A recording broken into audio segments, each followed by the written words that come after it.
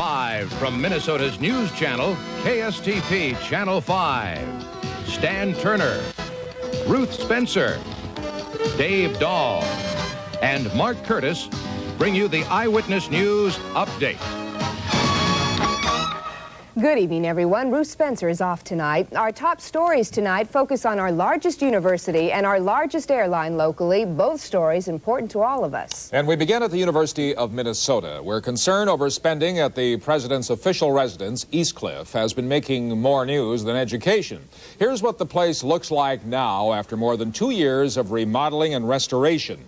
What's making some people wonder is that the project, first figured at $600,000, ended up costing nearly $1.5 million. What went wrong? Well, that's what state lawmakers asked this man to find out, James Nobles, the legislative auditor. He went over the books for the project and found the big problem to be University President Ken Keller and his wife, who started adding to the initial project. President Keller is the boss. He's the president of the University of Minnesota. And there was, without question, a desire to accommodate their needs in a way that wouldn't have been present if it had been somebody else. Among the items added, $120,000 for central air, $65,000 for the floors, and landscaping that went to $200,000. In the wake of the Eastcliff controversy comes calls to limit the power of President Ken Keller in university operations. And as John Wingate reports, the university's top money man is stepping down, although it's unclear whether the Eastcliff issue has anything to do with his departure. 70-year-old David Lilly's retiring as vice president for finance. He's been battling heart trouble for months, able to work just a few hours a day. But unclear is what role, if any, the Eastcliff controversy played in his decision to retire. In a statement, President Ken Keller said Lilly had shared the spotlight during the most recent difficult period. Keller said Lilly has acknowledged mistakes, both of omission and commission, like the gentleman that he is. Meanwhile, at the Capitol, a higher education committee passed 2 measures to curb Ken Keller's power and influence. One bill would remove Keller as president of the Twin City campuses. Individual leaders would be appointed with Keller overseeing the general university system. State Representative Mike Jarrow says the current system isn't working. States, and it's a dictatorship, actually. I want it to be more democratic, more decentralized, and more efficient.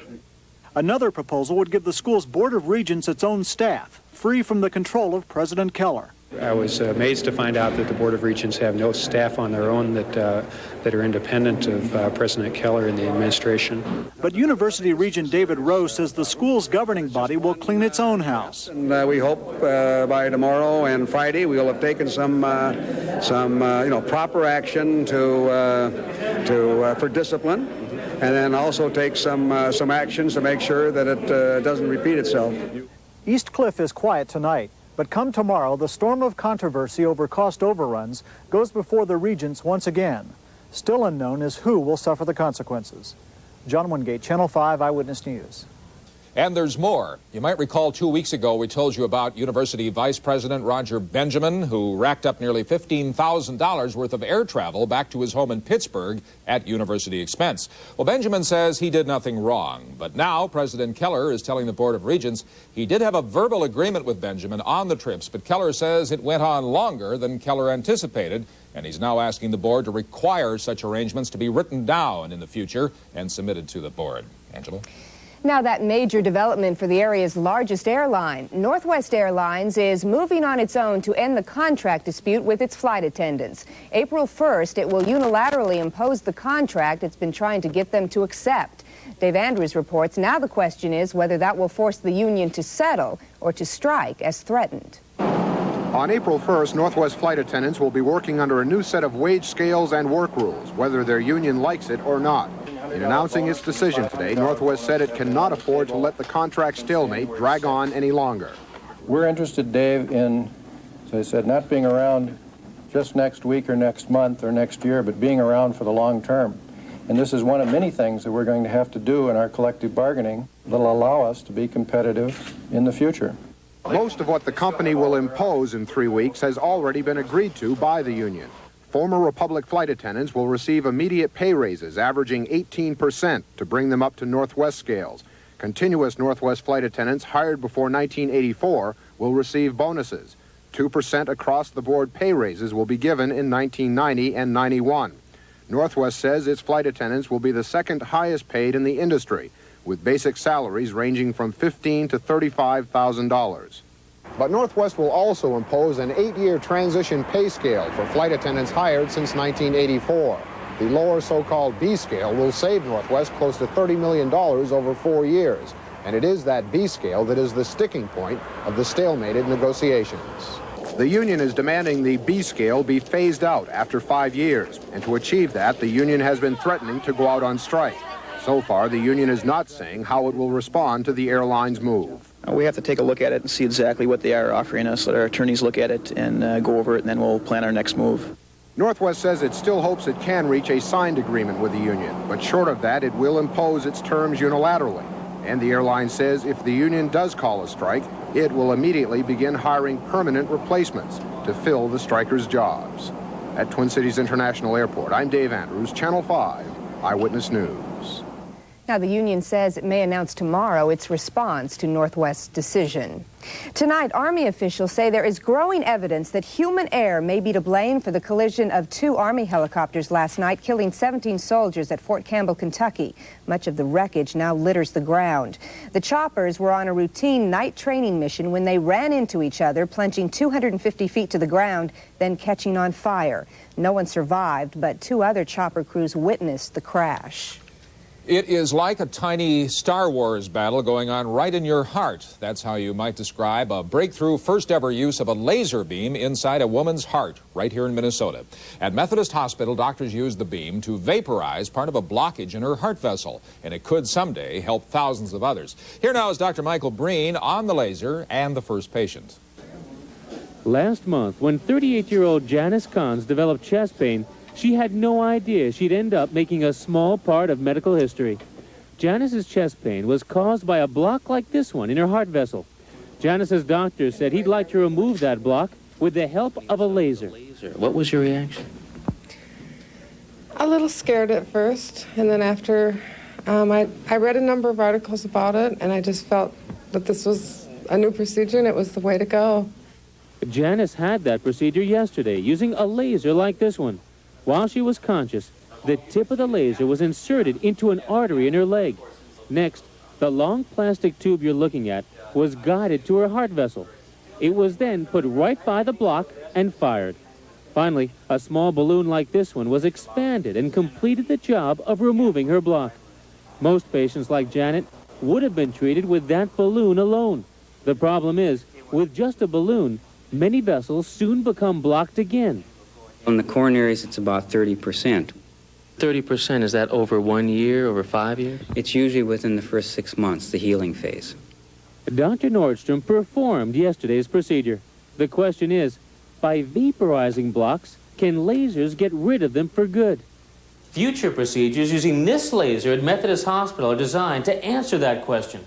Researchers also want the answer to another question. Is it possible that the powerful light that slices through the block in your heart vessel can just keep on going? GV Medical, the local company that makes the laser, says it stopped that light by fitting the laser's tip with a lens the size of a grain of sand. That lens disperses the laser's light, so it quickly becomes harmless. Janice was the first of 10 patients who will soon be treated with the laser. It's not really that bad of a procedure. If I went through it, anybody can. I'm Dr. Michael Breen, Channel 5, Eyewitness News. And Janice will probably be leaving the hospital tomorrow, only 2 days after her procedure. Wow. Well, lasers were once a dream. Tonight, we'll tell you about efforts to turn an Olympic dream into reality by 1996. And a local expert at making dreams come true gives some of his best advice. Those stories next. $1.89 this week at Tom Thumb. For the time being, Ramsey County District Judge Alberto Miera should consider himself suspended. That's the decision today from the Minnesota Supreme Court after the justices heard arguments in court on the matter. Miera's suspension is to last while the High Court decides whether to discipline him. The Judicial Standards Board has recommended that Miera be removed from the bench for making sexual advances to his former court reporter and for other alleged judicial misconduct. That decision from the Supreme Court is not expected until the end of May. Tonight, the Twin Cities Olympic dream moved one step closer to reality. The Twin Cities Olympic delegation hosted 40 mayors from the metro area and Duluth and Superior. As Catherine Smith reports, the purpose is to convince everyone we can host the Olympics. If the Twin Cities Olympic delegation has its way, we will host the world in the summer of 1996. And the mayors attending tonight's reception say they think we can do it. I think it's a matter of all cooperating, working together. It's going to take everybody working to bring this off. While most of the mayors were from the metro area, Mayor Herb Bergson drove down from Superior, Wisconsin. He says the Olympics would benefit the entire region. We have much to gain by that. A lot of recognition, media attention, and a lot of motel rooms and restaurants that have vacant seats that could be filled up by Olympic people. The main reason for all this early politicking is to avoid a repeat of the U.S. Olympic Committee's experience with Denver. In 1976, Denver was scheduled to host the Winter Olympics, but pulled out at the very last minute. In Denver, the problem was lack of public support. So far, that doesn't seem to be a problem here in Minnesota. Still, to some, it may seem like wishful thinking, planning for the Twin Cities to host the Olympics. But others say, just like Calgary, we've got what it takes to throw a celebration for the world. Catherine Smith, Channel 5 Eyewitness News, St. Paul. Later this month, officials from the U.S. Olympic Committee will visit possible Olympic sites here in Minnesota. And then in late April, the Twin Cities will make its formal presentation to members of the Olympic Committee. Good luck to us. Right. Here's a question for you. What do you get when you put together a best-selling author, a millionaire entrepreneur, and an aggressive civic leader? You get Harvey Mackay of these Twin Cities. Mark Sapelsa reports the country's hottest businessman is now sharing the secrets of his success. Looks good. How long? To the west is our motto. Lee Iacocca, make way for a man named Harvey Mackay. This Twin Cities businessman extraordinaire is making a big name for himself using a very simple strategy. Number one, don't quit. Number two, don't quit. And number three, don't quit. First, he turned this bankrupt envelope maker into a $35 million moneymaker called Mackay Envelope Company. Then, using his never say die philosophy, he's championed huge civic projects. Some say he single-handedly convinced the Twins not to leave Minnesota a few years back. He also led the drive to build the dome. Now the world wants to know about Harvey Mackay's business secrets. His first book, Swim with the Sharks Without Being Eaten Alive, is selling big in the U.S. and 13 other countries, and creating lines of autograph seekers everywhere he speaks. For 15 years, he's been selling the Mackay way through highly motivational, creative public speaking. Take today's talk in front of 500 at the Minneapolis Library. To demonstrate that cold cash can be a great motivator, he reaches down, peels off $1,000, and gives it to first-time listener Bob Pfeiffer. Bob, a Minneapolis telemarketer, says he'll give it back, motivated enough now to earn it on his own. I'll give it to him back, or if he won't take it back, I'm going to sell him. And believe me, I can sell Harvey Mackay on taking back his own money. It's not that tough of a sale. Is there a drawback to all of Mackay's success? One look at the stacks of yet-to-be-autographed books in his car and office tell you this man is working 20 hours a day. One thing that always happens, though, when you're real busy, you make all kinds of mistakes. But he won't make too many, knowing the sharks out there could gobble him up like a goldfish. In Minneapolis, Mark Sapelsa, Channel 5 Eyewitness News. Here's the Eyewitness News market survey for tonight. On Wall Street, the Dow fell nearly 7 points to close at 2074.27. Among local stocks, Super Value rose $1.25 and Pillsbury dropped $1.13.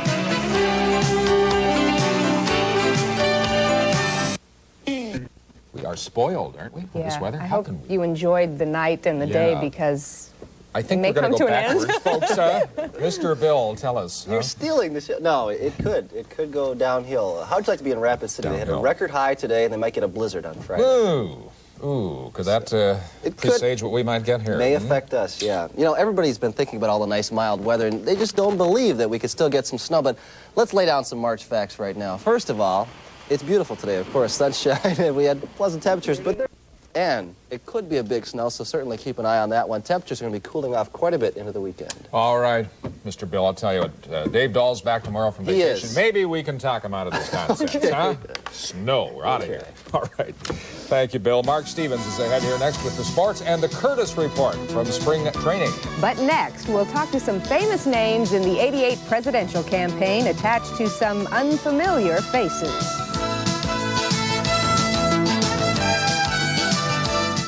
Because we only have our minds on... And Minnetonka. You could call it the Super Tuesday fallout. Tonight, a source close to Republican presidential contender Jack Kemp says the New York congressman will throw in the towel. Kemp finished a poor fourth among Republicans yesterday. He's scheduled a news conference tomorrow. And there are signs that Democratic contender Gary Hart may quit as well. Hart's put his travel plans on hold, and he's planning to talk with reporters on Friday. Hart failed to win a single delegate yesterday. The big winners in the South did not have time to rest on their laurels today. Democratic contender Michael Dukakis toured Chicago's dying steel factories, hoping to gain votes for the Illinois primary next week. While he captured most of the delegates yesterday, he refuses to call himself a Democratic frontrunner, just the leader of the pack right now. In the meantime, Vice President Bush spent this day in Houston savoring his 16-state primary sweep. And now for exclusive interviews with Paul Simon, Richard Gephardt, and George Bush. Exclusive only because no other newspaper or TV station wants an interview. These are just regular guys who happen to have the same names as the presidential candidates. But as Steve Hartman reports, these men still have a lot of interest in this campaign. My name is Paul Simon, and it's a name I'm proud of, but I am not running for president. Meet Paul Simon, insurance agent. He's been vice president of the Lions Club, scoutmaster, even charter member of the Gold Key Business Association. But this Paul Simon has never been a U.S. senator from Illinois, and certainly isn't running for president. I'm afraid that the presidency is something that I have no aspirations for. Still, Simon says he's constantly getting phone calls from people who want to donate to his campaign. He tells them they've got the wrong guy, but some folks won't listen. Very insistent. Oh, yeah, very insistent. And my secretary patched him through to me, and I says, no, I guarantee you, I do not like bow ties. I am not running for president. Hello. This fellow also gets those strange phone calls. His name? Richard Gephardt.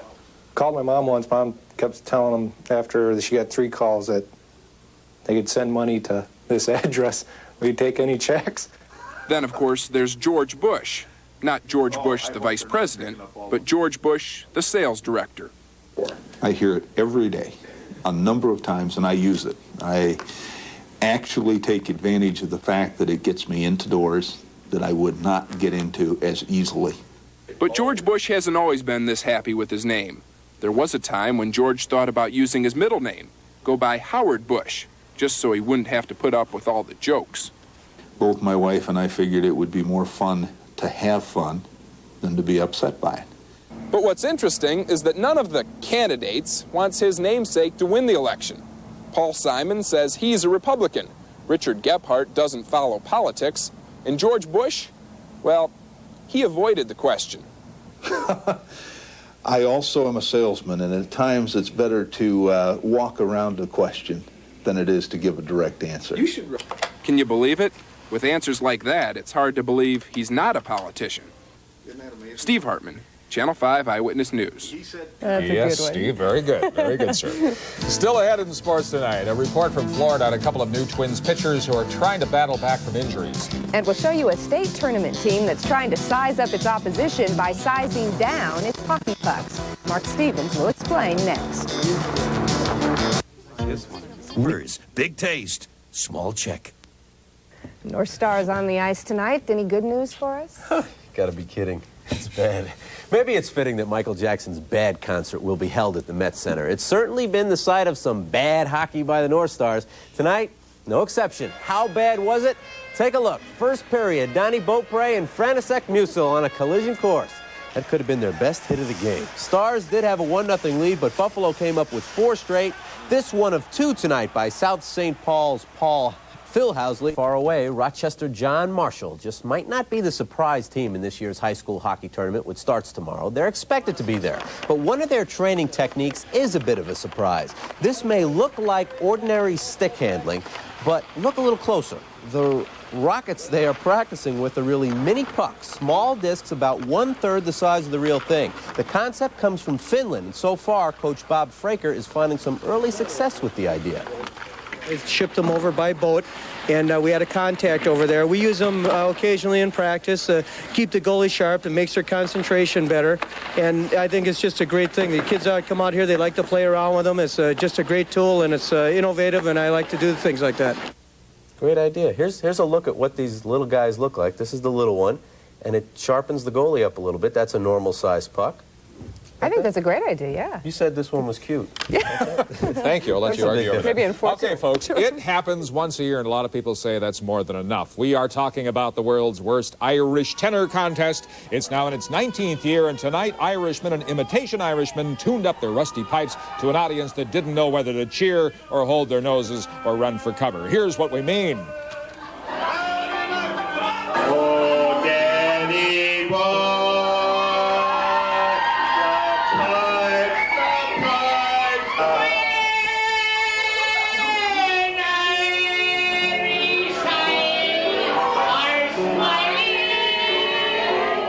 That was Benny Jensen there at the end. He can ruin your ears 50 miles away, but the winner, Shirley O'Dowd of St. Paul. We're out of time. Thank you all very much. Good night. Oh, bye-bye.